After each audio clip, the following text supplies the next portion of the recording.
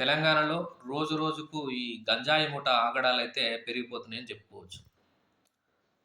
నిన్న నిజామాబాద్‌లో నిర్మల్‌కు చెందినటువంటి ఒక గంజాయి ముఠా కారులో గంజాయిని తీసుకపోతుంటే ఒక ఎక్సైజ్ కానిస్టేబుల్ ఆమె పేరు సౌమ్య. ఆమె ఆ గంజాయి తీసుకెళ్తున్నటువంటి కార్‌ని పట్టుకోవడానికి ట్రై చేసే క్రమంలో ఆ గంజాయి ముఠా ఏం చేసిందంటే కారు తోటి ఆమెని ఢీకొట్టేసింది.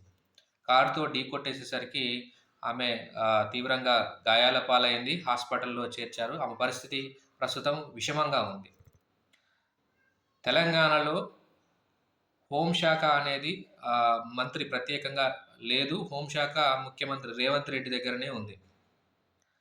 ప్రజలకు రక్షణ కల్పించేటువంటి ఆహ్, పోలీసు యంత్రాంగానికే రక్షణ లేనటువంటి స్థితికి ఈనాడు తెలంగాణ హోంశాఖను దిగజార్చినటువంటి ఘనత మన ముఖ్యమంత్రి రేవంత్ రెడ్డి గారికే దక్కుతుంది.